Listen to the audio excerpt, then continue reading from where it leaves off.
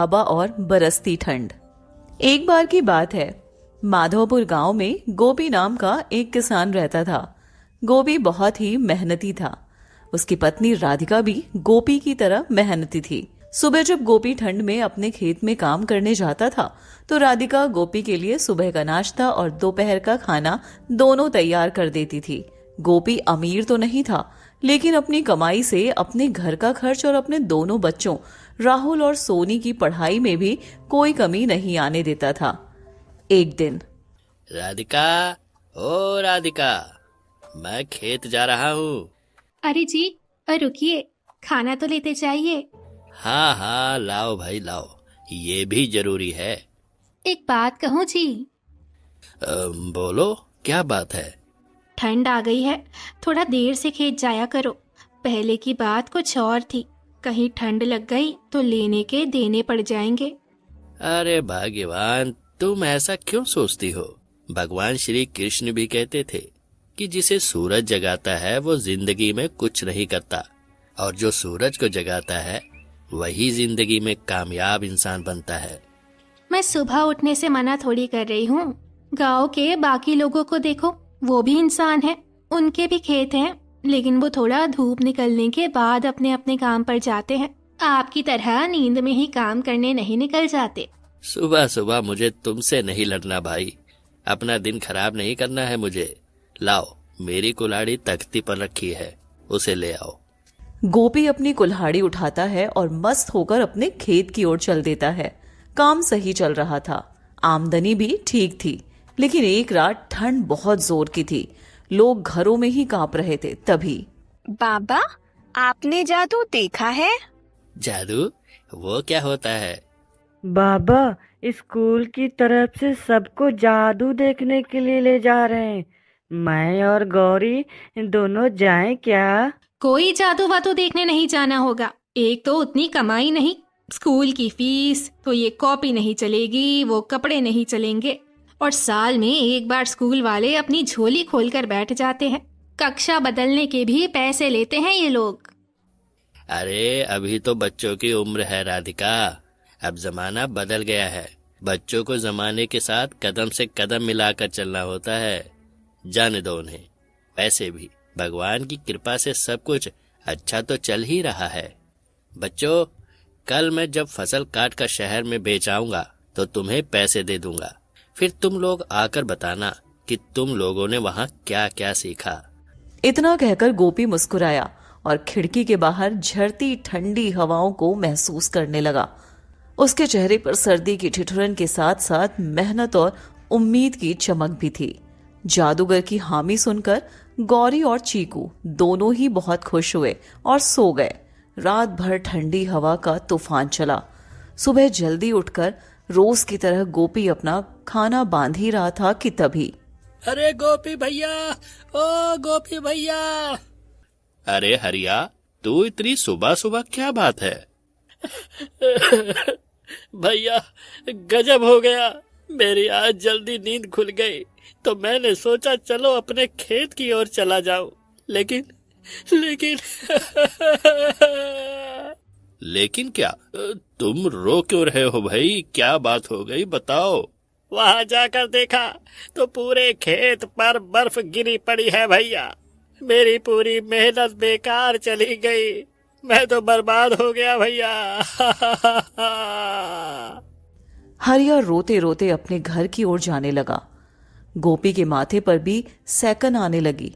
वह जोर से राधिका को आवाज लगाता है, राधिका, राधिका, जल्दी इधर आओ। क्या हुआ? आ रही हूँ जी। ये खाना पकड़ो, मैं आता हूँ अभी। लेकिन जा कहाँ रहे हो, ये तो बताओ। कल रात जो तूफान आया था ना, उसकी वजह से हरिया का पूरा खेत खराब हो गया। उसकी खड़ी फसल पर बर्फ गिर गई। अभी रोता हुआ यहाँ से गुजर रहा था। तो आप कहाँ जा रहे हो? खेत तो उसका नुकसान हुआ है ना?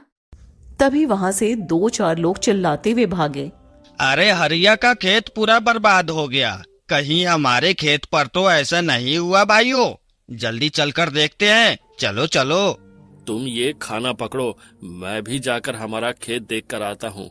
कहीं हमारे ऊपर भी कोई मुसीबत ना आ जाए। शुभ शुभ बोलो जी। गोपी अपना खाना और कुल्हाड़ी छोड़कर अपने खेत की ओर भागता है। जैसे ही वह अपने खेत की तरफ पहुंचता है तो वहां लोगों की भीड़ लगी होती है। भीड़ को चीरते हुए गोपी अपने खेत के पास पहुंचता है और जो उसने देखा, गोपी वहां अपना सिर पकड़कर बैठ गया। वही हुआ जो हरिया के साथ हुआ था। हाय भगवान, तूने मेरे पेट पर कितना बड़ा लात मारा। मेरी पूरी फसल बर्बाद कर दी। मेरे पास तो पैसे भी नहीं है कि अपना खेत फिर से हरा भरा कर सकूं। बहुत गलत हो गया रे मेरे साथ। अब मैं क्या करूं? गोपी अपने सिर पर हाथ रखकर वहीं बैठ गया। सुबह से शाम हो गई, लेकिन गोपी घर नहीं आया। उधर राधिका को चिंता होने लगी। जब शाम ढलने लगी तो राधिका भी खेत की ओर भागी। राधिका ने देखा कि पूरी फसल बर्बाद हो गई है और किनारे गोपी अफसोस भरी निगाहों से खेत की ओर देख रहा था। सुनिए जी, जो हो गया उसकी चिंता छोड़िए, जो होने वाला है उस पर हमें काम करना चाहिए। मतलब ये कि हम फिर से खेत की सफाई करें और फसल तैयार करें। हर बार तो ऐसा नहीं होगा ना। लेकिन पैसे कहाँ है? घर पर तो एक ढेला भी नहीं है। मैं सोच रही थी गिरधारी बनिए से पैसे मांग लेते हैं। लेकिन वह तो ब्याज पर पैसे देता है ना, वह ऐसे हमें थोड़ी देगा। हाँ, तो ब्याज पर उठा लेंगे। जब खेत से मुनाफा होगा तो एक ही बार में सारा सूद ब्याज चुका देंगे। हाँ, ठीक है, फिर चलिए। दोनों गिरधारी की घर की ओर चल दिए। गिरधारी अपने सोने की दुकान पर बैठा था। कैसे हो भाई गोपी? और आज परिवार को साथ लाए हो, कोई बात है क्या? हाँ सेठ जी, ठंड में ओले गिरने से मेरा पूरा खेत बर्बाद हो गया। मैं नई फसल लगाना चाहता हूँ, उसके लिए पैसे चाहिए थे। अगर मिल जाते तो। हम ब्याज भी देंगे आपको। नहीं भाई, ऐसे तो नहीं दे सकता। पूजा का बाजार चल रहा है, अगर ऐसे उधार देने लगूं तो दुकान ही बंद हो जाएगी। लेकिन मैं समय पर पैसे लौटा दूंगा। तुम्हारे खुद के खाने के लाले पड़े हुए हैं, तुम क्या मेरा पैसा चुकाओगे? आप हम पर थोड़ा यकीन तो करिए। नहीं नहीं भाई, मैं पैसे वैसे नहीं दे सकता। इस महीने मुझे भैंस भी खरीदनी है। पिछली भैंस ने दूध देना बंद कर दिया है और मेरे बेटे के 5 बच्चे हैं। उनकी पढ़ाई लिखाई, कपड़े लत्ते, सबका खर्च मुझे ही उठाना पड़ता है। यहाँ तक कि उनकी शादी भी मुझे ही करनी है। अब बताओ, मैं तुम्हें कैसे पैसे दे दूं? मेरे ऊपर इतनी जिम्मेदारियां हैं। ठीक है सेठ जी, कोई बात नहीं। सभी जगह से निराशा मिलने के बाद गोपी चुपचाप आंगन में बैठ गया। तभी बाबा, कल आपने कहा था कि आप जादू देखने का पैसा देंगे। गौरी की बात सुनकर गोपी थोड़ा सोच में पड़ गया। बेटा, आज नहीं है, अगली बार दे दूंगा। इस बार पैसों की थोड़ी दिक्कत है। सुनिए जी, हमारी हालत तो सब जानते हैं। आपके भैया को भी पता होगा आप कितनी तकलीफ में हैं। आप एक बार उनसे बात क्यों नहीं करते? हो सकता है वो आपकी मदद करे। ठीक है, तुम कहती हो तो मैं एक बार अपने भैया के पास जाता हूँ। गोपी के माथे पर चिंता की लकीरें थी, लेकिन दिल में पूरी उम्मीद थी कि उसका बड़ा भाई उसकी मदद जरूर करेगा। ठंडी सुबह में ओढ़नी लपेटकर गोपी अपने भाई के घर पहुंचा और बाहर से ही आवाज लगाई, भैया, ओ भैया। अरे अवनी, जरा देखो तो बाहर कौन है? अरे जी, आपके भाई दरवाजे पर खड़े हैं। अरे गोपी, तू इतनी सुबह सुबह दरवाजे पर क्यों खड़ा है? अंदर आना। गोपी अंदर जाता है, सिर झुकाए हुए अपने बड़े भाई के सामने बैठ जाता है। क्या बात है, तू इतना चुप चुप क्यों है? भैया क्या बताऊं, कुछ दिन पहले आई आंधी तूफान में खेत में भारी बर्फबारी हो गई। एक दाना भी नहीं बचा। तब से अब तक किसी तरह घर चला रहा हूँ। मुझे आप कुछ रुपए दे सकते हैं क्या? मैं अपने काम में लगा लूंगा। मुनाफा होते ही आपकी पाई पाई चुका दूंगा।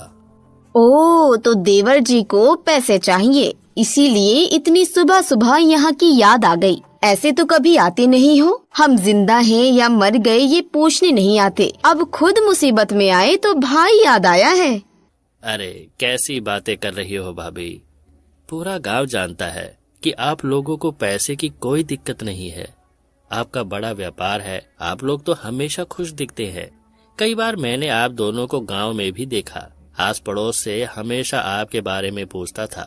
सबने यही कहा कि आप ठीक है, इसीलिए नहीं आया था, और कोई बात नहीं है भाभी। बस बस, ज्यादा हमदर्दी दिखाने की जरूरत नहीं है। अब पैसे चाहिए इसलिए ये सब बोल रहे हो। हमारे पास अभी पैसे नहीं है, हमारा भी महीने का बहुत खर्चा है। तुम्हारी भाभी ठीक कह रही है गोपी, अभी मेरा हाथ थोड़ा तंग है और आगे बच्चों की पढ़ाई लिखाई में भी बहुत पैसे लगते हैं। भैया, लेकिन कल ही तो आपने व्यापार में 2 लाख रुपए कमाए हैं। मुझे तो बस 10,000 चाहिए। देखा जी, देवर जी की नजर तो बस आपके पैसों पर है। अरे भाभी, ऐसी बात नहीं है, ये बात तो पूरे गांव को पता है, और मेरे बोलने का मतलब ये नहीं था। खैर भैया, आप नहीं देना चाहते तो कोई बात नहीं। चलिए ठीक है भैया, प्रणाम, मैं चलता हूँ। गोपी दिल छोटा करके वहां से घर की ओर चल पड़ा। उधर उसकी पत्नी राधिका दरवाजे पर खड़ी उसका इंतजार कर रही थी। क्या हुआ जी, पैसे मिले? कितने पैसे दिए भैया जी ने, बताइए ना। पैसे नहीं दिए भैया ने, वो बोले उनका भी महीने का खर्च बढ़ गया है। मन छोटा मत कीजिए, सब ठीक हो जाएगा। राधिका कमरे में जाती है और एक छोटा सा संदूक लाकर गोपी के हाथों में रख देती है। ये क्या है? शादी में मायके से जो गहने मुझे मिले थे, उनका सही इस्तेमाल करने का समय आ गया है। ये गिरधारी जी को दे देते हैं, बदले में हमें पैसे मिल जाएंगे। मुनाफा होते ही गहने छुड़ा लेंगे। मैं इतना मजबूर हो गया हूँ कि आज तुम्हारे गहने बेचने की नौबत आ गई है। आप अपना मन छोटा मत कीजिए, सब ठीक हो जाएगा। गोपी और राधिका गिरधारी के पास जाते हैं और गहनों को बंधक रखकर पैसे ले आते हैं। गोपी एक बार फिर मेहनत करता है, लेकिन इस बार भी उसकी फसल बर्फबारी की वजह से खराब हो जाती है। अब की बार गोपी अंदर से पूरी तरह टूट जाता है। ये मेरे साथ क्या हो रहा है? अब मैं क्या करूं?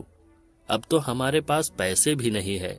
सुनिए जी, कुछ अच्छा होने से पहले बहुत बुरा होता है, और ये वही समय है, इसमें हमें घबराना नहीं है। आप एक काम कीजिए, गौरी की शादी के लिए जो पैसे रखे हैं ना, उन्हें अपने व्यापार में लगा लीजिए। तुम पागल हो गई हो क्या? मैंने सोचा था उन पैसों से तुम्हारे गहने छुड़वा दूंगा, क्योंकि आने वाले समय में सोने चांदी के दाम बढ़ जाएंगे तो हमारा मुनाफा होगा, और गौरी की शादी में हमें पैसे की दिक्कत भी नहीं होगी। अभी तक आपने अपने तरीके से व्यापार चलाया ना, अब एक बार मेरी बात मानिए। कौन सा व्यापार सोच रखा है तुमने? आप गांव में चाय का ढाबा लगाइए, ठंड का मौसम है, चाय बहुत बिकेगी। अरे नहीं नहीं, गांव में चाय नहीं चलेगी। आप करके तो देखिए, यहाँ आसपास कोई भी चाय का ढाबा नहीं है। गोपी राधिका की बात मानकर सुबह सुबह चाय का ढाबा लगाना शुरू करता है। गांव के लोग उसका मजाक उड़ाने लगते हैं। अरे देखो देखो, गोपी की सारी अकड़ निकल गई। कहता था खेती करके मेरा घर बहुत अच्छा चल रहा है, लेकिन अब देखो कैसे भीगी बिल्ली बनकर खेत छोड़ भाग गया। लगता है इसे लड़कों के काम नहीं, लड़कियों के काम करना ज्यादा पसंद है। चलो भाइयों, यहाँ से चलो, इसे लड़कियों वाला काम करने दो। गांव के लोग उसका मजाक उड़ाकर चले जाते हैं। गोपी को अपने काम पर शर्म भी आने लगती है। गांव से आने जाने वाले लोग बस हंसी उड़ाते, ऊपर से 1-2 ही ग्राहक उसकी दुकान पर आते। एक दिन गोपी गुस्से में घर आता है और राधिका से कहता है, तुम्हारे कहने पर मैंने चाय की दुकान खोली, लेकिन देखो दुकान तो चल ही नहीं रही है। 1-2 ग्राहक आते हैं, उससे तो दूध का खर्चा तक नहीं निकलता। घर कैसे चलाऊंगा? अरे आप इतनी जल्दी हार मान गए? आप वहाँ चाय बेचते हो, ये बात आखिर जानते ही कितने लोग हैं। थोड़ा समय लगेगा, लोग जानेंगे। आपकी चाय पसंद आएगी तब तो आमदनी होगी ना। ये संघर्ष का समय है, मुनाफा देखने का नहीं। अभी आपको बस ये सोचना चाहिए कि मैं अपने कितने ग्राहक बना सकता हूँ। कोशिश तो कर रहा हूँ राधिका, लेकिन मेरे पास कोई चाय पीने आता ही नहीं। उल्टा लोग मजाक उड़ाते हैं। आप एक काम कीजिए, चाय लेकर गांव गांव बेचिए, उसमें आपकी कमाई जरूर होगी। मरता क्या न करता, गोपी ने राधिका की इस बात पर अमल किया। वह सुबह सुबह अपनी दुकान पर चाय बनाता। जितनी बिकती उतनी बिकती, फिर बची हुई चाय लेकर दूसरे गांव और स्कूलों में चाय पहुंचाने लगा। धीरे धीरे लोग उसे जानने लगे। ए चाय वाले, जरा इधर आओ। जी मैडम साहब, बोलिए। कल सुबह चाय तुमने ही पहुंचाई थी ना? हाँ मैडम साहब, पहुंचाई तो मैंने ही थी। क्यों, क्या हुआ? चाय अच्छी नहीं थी क्या? अरे नहीं, चाय बहुत अच्छी थी। कल से रोज सुबह यहाँ चाय पहुंचा देना, पैसे महीने में ले लेना। जी मैडम साहब, बिल्कुल लेकर आऊंगा। मालूम है ना कितनी चाय देनी है? कितनी मैडम साहब? 20 चाय रोज लानी है। ठीक है मैडम साहब, शुक्रिया, बहुत बहुत शुक्रिया। गोपी वहां से खुशी खुशी जा ही रहा था कि तभी एक दुकान वाले ने उसे रोका। भाई, तुम इस स्कूल में चाय देने आओगे तो 2 चाय मेरे लिए भी ले आना। ठीक है सेठ जी, बिल्कुल ले आऊंगा। आज गोपी खुशी खुशी घर की ओर जाता है और दरवाजे के बाहर से ही राधिका को आवाज देता है। भाग्यवान, ओ भाग्यवान, जल्दी इधर आओ। क्या हो गया जी, आज आप बहुत खुश लग रहे हो। अरे एक बहुत बड़ी स्कूल में मुझे चाय पहुंचाने का ऑर्डर मिला है। पता है उन्हें एक दिन में कितनी चाय चाहिए? कितनी? कम से कम 20 चाय चाहिए उन्हें रोज। ये तो बहुत अच्छी बात है। हाँ, और आसपास की दुकान वालों ने भी मुझे कल से रोज चाय उनकी दुकानों पर भेजने के लिए कहा है। देखा, मैंने कहा था ना कि सब ठीक होगा। अब आप एक काम करो, अपनी दुकान पर एक लड़के को रख लो जो रोज स्कूल में और आसपास की दुकानों में चाय दे आए, और आप अपनी दुकान पर आने वाले ग्राहकों को संभालो। हाँ ठीक है, मैं ऐसा ही करता हूँ। गोपी अब रोज अपनी दुकान पर ग्राहकों को संभालता। चाय की बिक्री बढ़ने के बाद उसने एक लड़के को काम पर रख लिया। सब कुछ अच्छा चल रहा था। एक दिन सुबह सुबह गांव के लोग अपने खेतों की तरफ से आ रहे थे। उनके साथ में मुखिया जी भी थे। उसी समय गोपी अपनी दुकान पर गर्मा गर्म चाय बना रहा था। पैदल चल चलकर थके हुए मुखिया जी को चाय की खुशबू आई। मुखिया जी से रहा नहीं गया, वे गोपी के पास गए। गोपी जी। मुखिया जी बोलिए। भाई, मुझे चाय नहीं पिलाओगे क्या? क्यों नहीं मुखिया जी, लीजिए, ठंड में चाय का आनंद लीजिए। वाह वाह वाह वाह वाह गोपी, तूने तो बहुत अच्छी चाय बनाई है। मैं गांव गांव घूमता हूँ, लेकिन ऐसी चाय मैंने आज तक नहीं पी। मुखिया की बात सुनकर उनके साथ खड़े और भी लोगों ने कहा, ला भाई, हमें भी दे एक चाय, हम भी देखे। आखिर मुखिया को चाय सच में अच्छी लगी या झूठी तारीफों के पोल बांध रहा है। सब लोगों ने चाय ली। चाय पीकर सबको बहुत अच्छा लगा। अरे गोपी, तूने तो सचमुच बहुत अच्छी चाय बनाई है रे। वाह, मजा आ गया। गोपी मन ही मन खुश होता है। धीरे धीरे गोपी के पास इतने पैसे हो जाते हैं कि वह गिरधारी से राधिका के बंधक दिए हुए गहनों को लेने जाता है। अरे गोपी, आओ आओ, क्या बात है, आज इधर कैसे? रास्ता भूल गए या पैसे मांगने आए हो? नहीं सेठ जी, ना मैं रास्ता भूला हूँ और ना ही पैसे मांगने आया हूँ। मैं तो अपनी पत्नी के गहने छुड़ाने आया हूँ। अच्छा, तो गहने लेने आया है? हाँ सेठ जी, अब बस जल्दी से गहने दे दीजिए। और पैसे कहाँ है? ये लीजिए पैसे। ठीक है, ये ले तेरे गहने। लेकिन एक बात पूछनी है तुझसे। हाँ पूछिए ना सेठ जी। भाई, कल तक तो तू पैसे मांगता फिरता था, आज अचानक इतने पैसे कहाँ से आ गए? किसी से उधार लिए हैं क्या? नहीं नहीं सेठ जी, उधार नहीं, मैंने अपनी चाय की दुकान खोली है। बस उसी से दिन रात मेहनत करके इतने पैसे जमा किए हैं मैंने। धीरे धीरे गोपी की कमाई और बढ़ती चली गई। अब गांव का सबसे धनी इंसान गोपी था। जिसे भी किसी चीज की जरूरत होती वो गोपी से मदद मांगने आता और गोपी बिना सोचे समझे सबकी मदद करता। एक दिन गोपी का बड़ा भाई रमेश, जिसके व्यापार में लगातार घाटा हो रहा था, 2 महीनों से वो सड़क पर आ गया। अरे रमेश, तुझे पैसों की इतनी दिक्कत है तो तू अपने भाई गोपी से क्यों नहीं ले लेता? वो तेरा भाई है, तुझसे ब्याज के पैसे भी नहीं लेगा। काका, आपको देना हो तो दीजिए, मुझे सलाह मत दीजिए। मैं जानता हूँ मुझे क्या करना है और क्या नहीं। तेवर तो देखो इनके, एक तो मैं सही सलाह दे रहा हूँ, ऊपर से मुझे ही बोल रहे हैं। रस्सी जल गई लेकिन बल नहीं गया अभी तक। भाई तुम जाओ यहाँ से, मेरे पास तो पैसे नहीं है तुम्हें देने के लिए। रमेश की पैसों की कमी दिन प्रतिदिन बढ़ती चली जा रही थी। एक दिन गोपी अपने बड़े भाई के घर पहुंचा, ये बताने के लिए कि वो अब शहर जा रहा है अपना कारोबार बढ़ाने।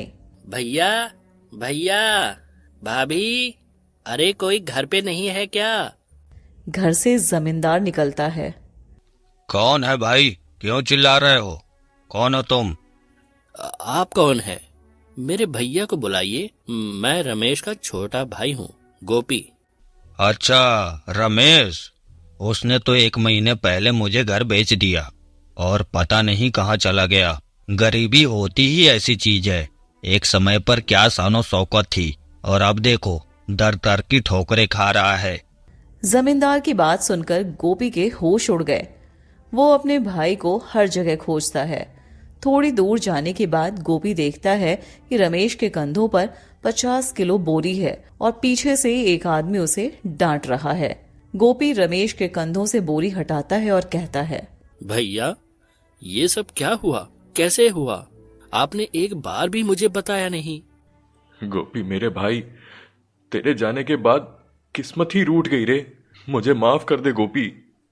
कैसी बातें कर रहे हो भैया? चलो अपने घर चलते हैं। ये सब करने की आपको कोई जरूरत नहीं है। भाभी कहाँ है? उसे मैं पास के गांव में पीपल के पेड़ के नीचे बैठाकर आया हूँ। ये सब छोड़िए और चलिए भाभी के पास। गोपी और उसका बड़ा भाई रमेश उस गांव की ओर चल देते हैं। गोपी अपनी भाभी को पेड़ के चबूतरे पर बैठा देख बहुत अफसोस करता है और अपनी भाभी से कहता है, चलो भाभी, अपने घर चलते हैं। मुझे माफ कर दो गोपी, मैंने तुम्हें कितना गलत समझा। परिवार में मतभेद होते हैं, लेकिन इसका मतलब ये थोड़ी है कि परिवार की दुश्मनी हो जाए। मैं भले अपने लोगों से अलग रहता था, लेकिन मेरा मन हमेशा आप लोगों के पास ही था। आज से आप दोनों हमारे साथ रहेंगे। भैया और मैं अब मिलकर अपना काम संभालेंगे।